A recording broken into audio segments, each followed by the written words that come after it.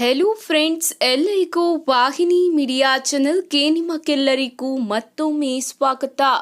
ರೈತ ಬಾಂಧವರಿಗೆ ಕೇಂದ್ರ ಸರ್ಕಾರದಿಂದ ಇದೀಗ ಬಂದಿರುವ ಭರ್ಜರಿ ಗುಡ್ ನ್ಯೂಸ್ ಆಗಿದೆ.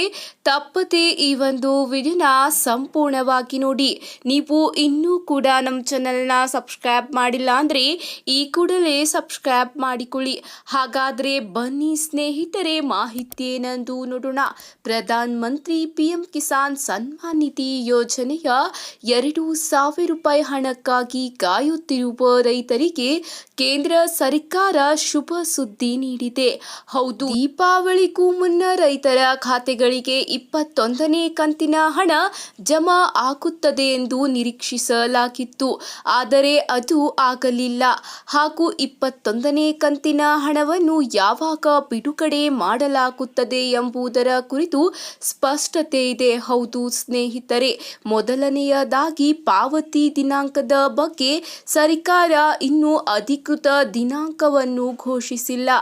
ಆದರೆ ಈಗ ವರದಿಗಳ ಪ್ರಕಾರ ಪಿಎಂ ಕಿಸಾನ್ ಸನ್ಮಾನ್ ನಿಧಿ ಯೋಜನೆಯ 21ನೆಯ ಕಂತು ನವೆಂಬರ್ ಮೊದಲ ವಾರದಲ್ಲಿ ರೈತರ ಕೈಗೆ 2,000 ರೂಪಾಯಿ ಸೇರುತ್ತದೆ ಎಂಬ ಮಾಹಿತಿ ತಿಳಿದು ಬಂದಿದೆ.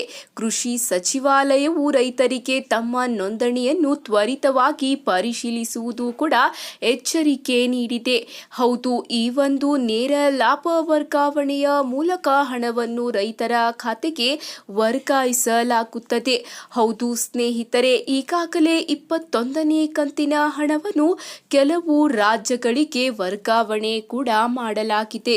ಹೌದು ಸ್ನೇಹಿತರೆ, ಪಿಎಂ ಕಿಸಾನ್ ಸನ್ಮಾನ್ ನಿಧಿ ಯೋಜನೆಯ ಅಡಿಯಲ್ಲಿ 21ನೇ ಕಂತಿನ ಹಣವನ್ನು ನವೆಂಬರ್ ಮೊದಲ ವಾರದಲ್ಲೇ ಕೇಂದ್ರ ಸರ್ಕಾರ ವರ್ಗಾವಣೆ ಮಾಡಲಾಗುತ್ತದೆ ಮತ್ತು ನವೆಂಬರ್ ಯಾವ ದಿನಾಂಕದಂದು ವರ್ಗಾವಣೆ ಮಾಡಲಾಗುತ್ತದೆ ಎಂದು ಅಧಿಕೃತ ದಿನಾಂಕವನ್ನು ಸರ್ಕಾರ ಶೀಘ್ರವೇ ಘೋಷಣೆ ಮಾಡಲಿದೆ ಎಂಬ ಮಾಹಿತಿ ತಿಳಿದು ಬಂದಿದೆ.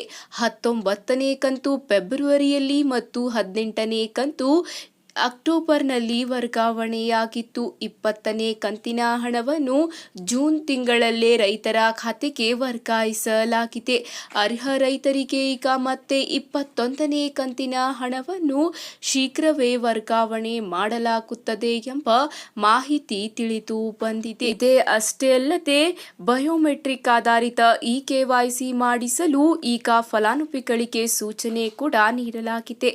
ಇವತ್ತಿಗೆ ಇಷ್ಟೇ ಸ್ನೇಹಿತರೆ, ಮತ್ತೆ ಸಿಗೋಣ ಹೊಸ ಅಪ್ಡೇಟ್ ಜೊತೆಗೆ. ಧನ್ಯವಾದಗಳು.